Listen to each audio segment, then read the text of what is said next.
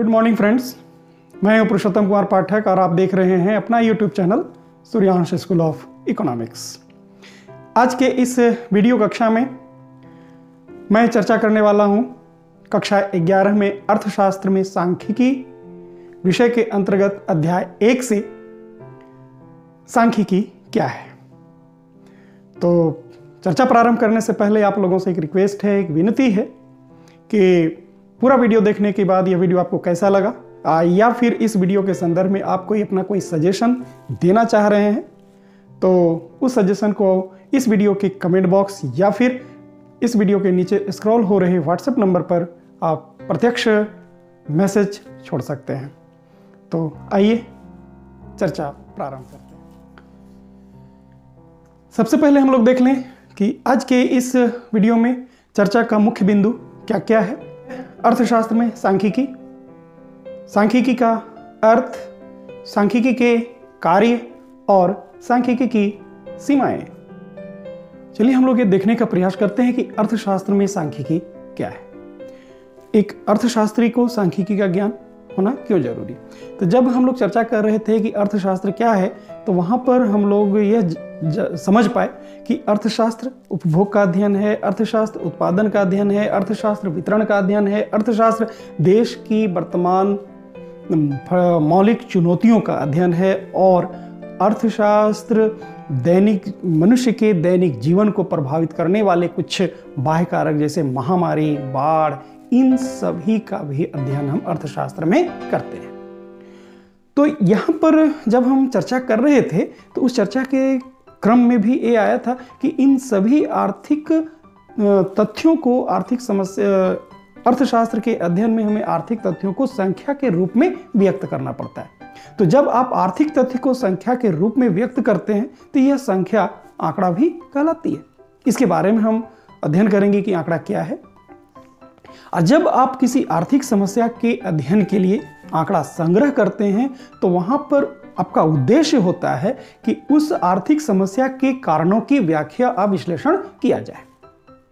तो एक अर्थशास्त्री यह जानने का प्रयास करता है कि कोई भी आर्थिक समस्या क्यों उत्पन्न होती है और उस आर्थिक समस्या को उत्पन्न होने की क्या क्या कारण हैं।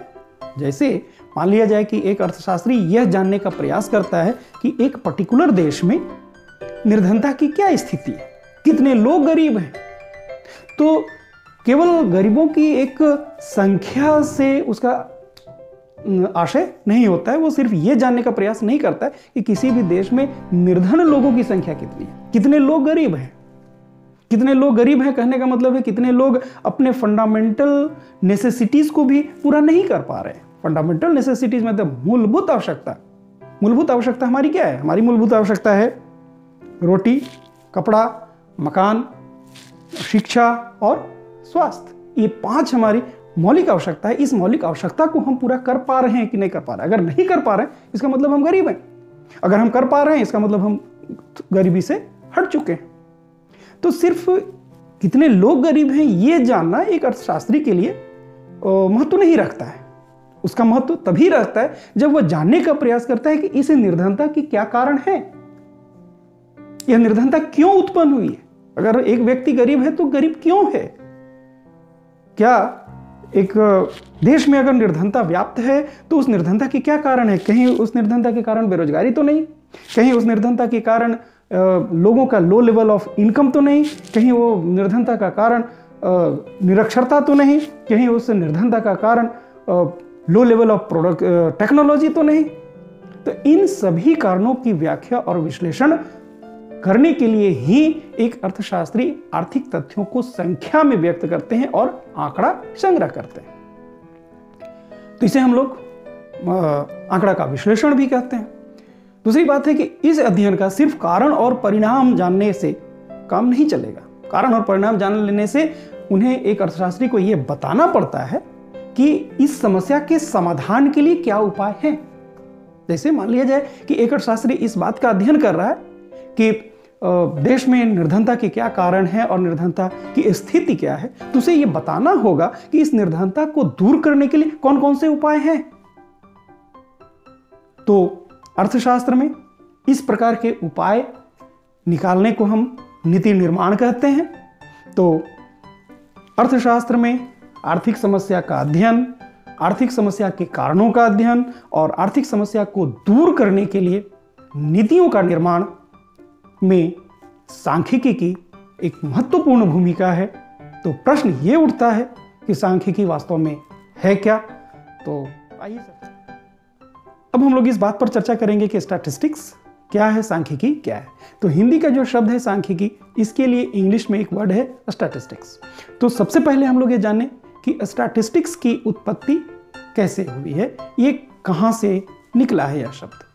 तो स्टैटिस्टिक्स लैटिन शब्द स्टैटस से निकला है, STATUS। ऐसी मान्यता भी है कि इसके लिए एक इटली का शब्द है स्टैटो, STATO, और जर्मन में स्टेटस और स्टैटो के लिए स्टैटिस्टिक्स शब्द का प्रयोग हो रहा था। और ये तीनों शब्द का अर्थ है पॉलिटिकल स्टेट। पॉलिटिकल स्टेट है कहने का मतलब हुआ कि इन सभी शब्दों का प्रयोग इस संदर्भ में हो रहा था कि दो राज्यों के बीच तुलना कैसे होती है, दो राज्यों का अध्ययन कैसे होता है। दो राज्यों के बीच तुलना करने का मतलब वहाँ का डेमोग्राफिक कंडीशन क्या है। डेमोग्राफिक कंडीशन मतलब वहाँ के लोगों की संख्या कितनी है और जनसंख्या का संगठक, कंपोनेंट्स ऑफ पॉपुलेशन किस प्रकार का है। इस अध्ययन करने के लिए स्टैटस और स्टैटिस्टिक्स का प्रयोग हो रहा था। तो सर्वप्रथम 1749 ईस्वी में जर्मन के ही एक विद्वान गॉटफ्राइड एकेनवाल ने स्टैटिस्टिक्स शब्द दिया, STATISTICS, स्टैटिस्टिक्स शब्द दिया। इसलिए गॉटफ्राइड एकेनवाल को हम स्टैटिस्टिक्स का जनक भी कहते हैं। और स्टैटिस्टिक्स का प्रयोग अब पॉलिटिकल स्टेट या फिर राजनीतिक राज्यों के बीच राज्यों की तुलना करने के अध्ययन से हटकर इस स्टैटिस्टिक्स शब्द का प्रयोग अन्य क्षेत्रों में भी होने लगा और इसका क्षेत्र काफी व्यापक हुआ। तो याद रखिएगा, यहाँ से एक प्रश्न भी आता है कि सांख्यिकी का जनक किसे कहा जाता है। तो सांख्यिकी का जनक किसे कहा जाता है? गॉटफ्राइड एकेनवाल। और गॉटफ्राइड एकेनवाल सांख्यिकी के लिए स्टैटिस्टिक्स शब्द कब दिया? 1749 ईस्वी में। वह कहाँ का व्यक्ति था? वह जर्मन का व्यक्ति था। अब हम ये समझने का प्रयास करते हैं कि सांख्यिकी का अर्थ या सांख्यिकी की परिभाषा क्या है। तो सांख्यिकी की परिभाषा हम एक वचन और बहुवचन दोनों में करते हैं, क्योंकि स्टैटिस्टिक्स जब आप लिखते हैं तो इसके शब्द के अंत में एस प्रत्यय लगा हुआ है। तो जब एस प्रत्यय लगा हुआ है, जैसे आप बॉय लिखते हैं, बॉय में एस लगा देते हैं, बॉयज हो जाता है। तो बॉय का मतलब एक लड़का, बॉयज का मतलब एक से अधिक लड़के। तो ठीक उसी प्रकार जब हम स्टैटिस्टिक्स में एस लगाते हैं तो ये बहुवचन है या फिर एक वचन है। इसलिए इसको हम एक वचन और बहुवचन, सिंगुलर और प्लूरल, दोनों में हम इसके अर्थ को समझने का प्रयास करते हैं। तो सबसे पहले हम समझते हैं कि बहुवचन में सांख्यिकी क्या है। बहुवचन में सांख्यिकी क्या है? What is the statistics in plural sense. तो यहाँ पर ऑक्सफोर्ड डिक्शनरी की परिभाषा को याद रखना जरूरी है। और ऑक्सफोर्ड डिक्शनरी के अनुसार सांख्यिकी व्यवस्थित रूप से संग्रहित संख्यात्मक तथ्य है।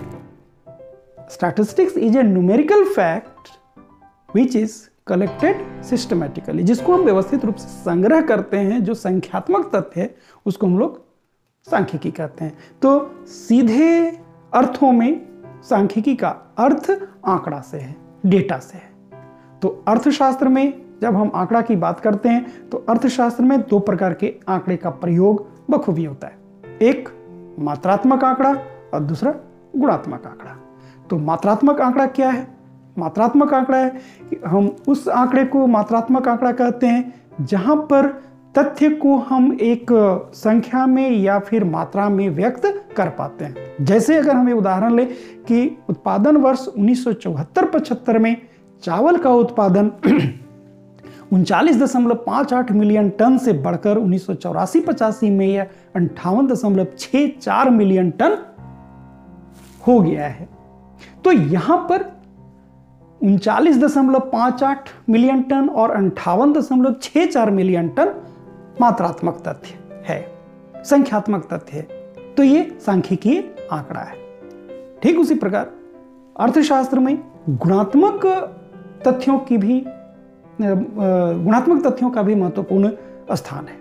गुणात्मक तथ्य हम उसे कहते हैं जहां पर किसी व्यक्ति विशेष या फिर व्यक्तियों के समूह के किसी एक खास गुण या फिर विशेषताओं के बारे में जानकारी हासिल की जाती है। जैसे लिंग, सेक्स। तो सेक्स के आधार पर हम ये पता लगाते हैं कि कोई भी व्यक्ति पुरुष है या फिर स्त्री है, लड़का है या फिर लड़की है। ठीक इसी प्रकार अच्छा बुरा, स्वास्थ्य के बारे में, अच्छा स्वास्थ्य खराब स्वास्थ्य, उसी प्रकार बुद्धिमत्ता के बारे में, सौंदर्य के बारे में, इन सभी चीज़ों पर इन तथ्यों को भी व्यवस्थित रूप से संकलित किया जाता है और इसका अध्ययन अर्थशास्त्र में बखूबी होता है। अर्थशास्त्र में ही नहीं बल्कि अन्य विषयों में भी गुणात्मक तथ्यों का अध्ययन होता है। तो मात्रात्मक तथ्य और गुणात्मक तथ्य दोनों आंकड़ा के अंतर्गत आते हैं। अब हम लोग यहाँ देखते हैं कि सांख्यिकी का तात्पर्य एक वचन में क्या है। तो एक वचन में आप देख रहे हैं, हम स्टैटिस्टिक्स को एक वचन में डिफाइन करने के लिए हम सांख्यिकी की उत्पत्ति पर विचार करें तो सांख्यिकी में आप देख रहे हैं कि संख्या में जब इकी प्रत्यय लगा तो सांख्यिकी हो गया। संख्या से तात्पर्य हम यहाँ पर आंकड़ा से लगाएं तो, और जब इकी प्रत्यय लगता है तो इसका मतलब होता है उसके अध्ययन की शाखा। हम अध्ययन कैसे करते हैं, जैसे सांख्यिकी मतलब आंकड़ा का अध्ययन, स्टडी ऑफ डेटा। तो स्टडी ऑफ डेटा में हम क्या करते हैं, तो स्टडी ऑफ डेटा के हमारे पास क्या चरण होते हैं, क्या स्टेप्स होते हैं, वो स्टेप्स को जानना यहाँ पर जरूरी है। तो आंकड़ा के अध्ययन में सबसे पहला है आंकड़ा का संग्रहण। आंकड़ा का संग्रहण हो गया तो फिर आंकड़ा का व्यवस्थितीकरण, फिर है आंकड़ा का विश्लेषण, आंकड़ा का प्रस्तुतिकरण, फिर है आंकड़ा का विश्लेषण और फिर है आंकड़ा का इंटरप्रिटेशन।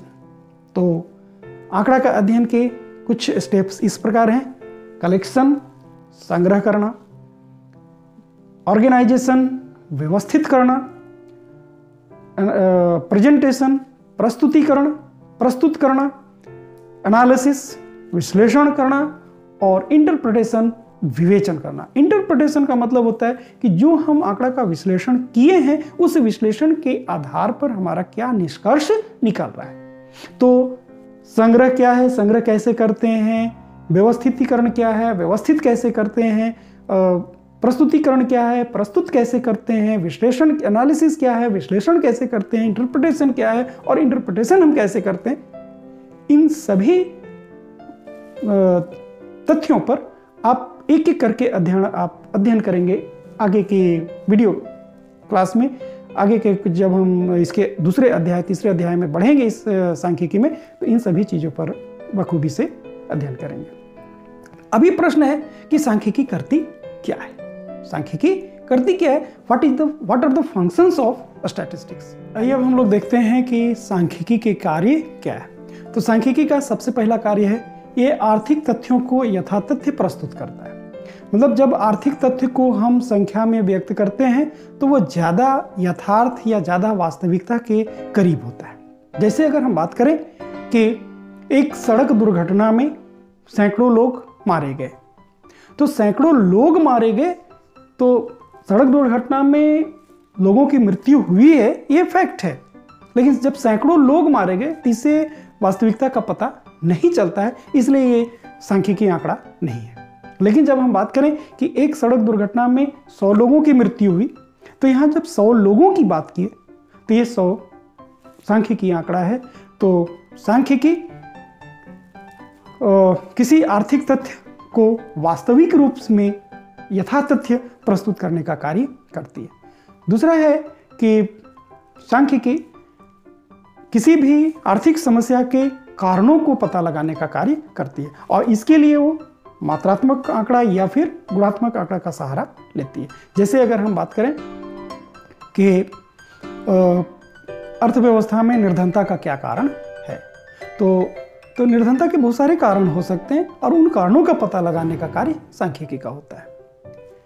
तीसरा इसका जो कार्य है वह है आंकड़ों का संक्षिप्तीकरण। संक्षिप्तीकरण मतलब आंकड़ों को हम एक संक्षेप में प्रस्तुत करना। जैसे अगर हम बात करें, अगर हमसे कोई बात करे या आपसे कोई प्रश्न करे कि जी आपके कक्षा में 50 विद्यार्थी हैं और 50 विद्यार्थियों की उम्र कितनी है, तो आप बताना स्टार्ट करते हैं 13 साल, 14 साल, 15 साल, 16 साल, 13 साल, 14 साल, 15 साल, 16 साल, 15 साल, 14 साल, 13 साल, 12 साल, 13 साल, 11 साल, 12 साल, 13 साल। तो अगर इस प्रकार से आप बताने लगिएगा तो आदमी कहेगा क्या, ये पागल हो गया है।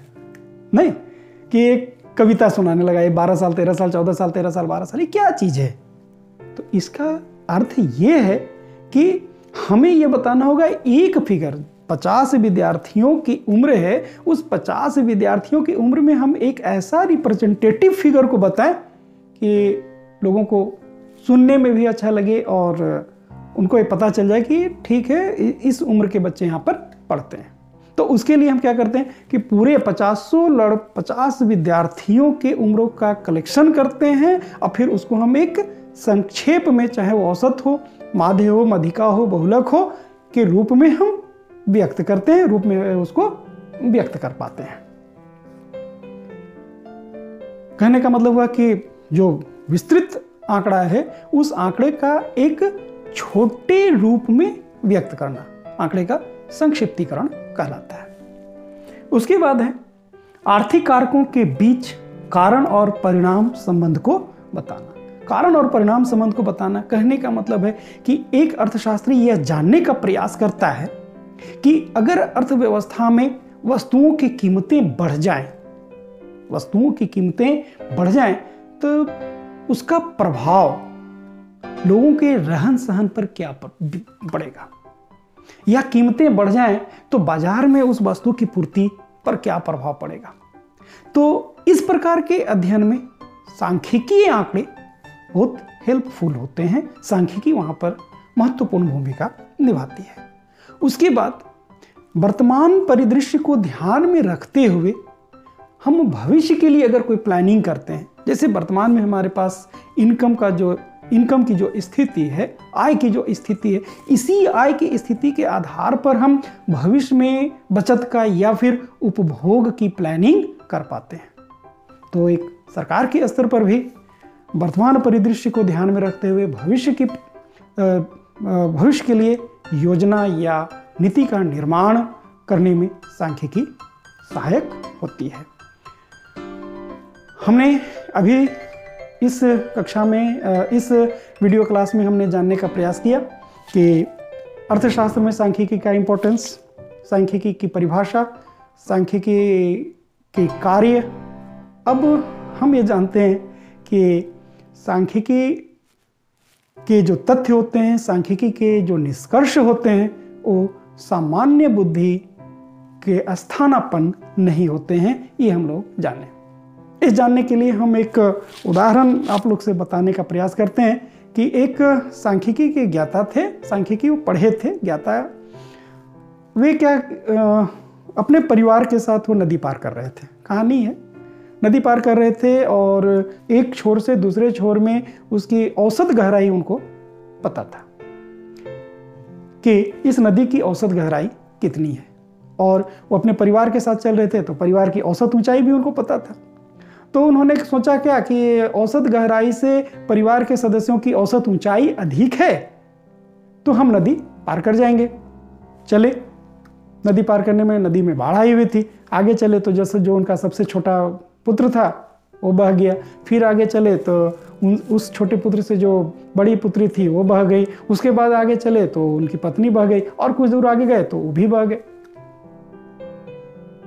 अभी समस्या आ गई, अब क्यों बहे भाई, अब इस पर जो कारण होने लगा। तो उन्होंने जो आंकड़ा, जो कैलकुलेशन किया था, उस कैलकुलेशन को भाई लोगों ने देखा, कुछ और जानकार लोगों ने, तो कहा कि ना, ये तो सब सही है। नदी की औसत गहराई 3 फीट है और लोगों की औसत ऊंचाई 4 फीट है, तो बहना तो नहीं चाहिए, बहना तो नहीं चाहिए। इसलिए कहा गया है लेखा जोखा ज्यों का त्यों सारा कुनबा डूबा क्यों। तो इसका मतलब है कि सांख्यिकी हमेशा ऑन एवरेज, सांख्यिकी का जो निष्कर्ष होता है वो औसतन निष्कर्ष होता है, औसत पर यह निष्कर्ष देती है। तो इसका ये मतलब नहीं है कि वो निष्कर्ष गलत है, निष्कर्ष गलत नहीं है, बल्कि उस निष्कर्ष का उपयोग करने वाले कितनी बुद्धिमत्ता से, कितनी चालाकी से या कितने सोच समझकर उसका प्रयोग करते हैं। तो यहाँ पर प्रयोगकर्ता की गलती होती है। तो आज इतना ही। उम्मीद करता हूँ कि आज का यह वीडियो आपको अच्छा लगा होगा। इस वीडियो को समझने में अगर कहीं आपको कहीं कोई तकलीफ हो, कोई दिक्कत हो, तो आप हमें पर्सनल व्हाट्सएप नंबर या फिर कमेंट बॉक्स पर कमेंट अवश्य करेंगे। आपके हर प्रश्न का उत्तर आपको देने का प्रयास किया जाएगा। धन्यवाद, और आप देखते रहिए सूर्यांश स्कूल ऑफ इकोनॉमिक्स।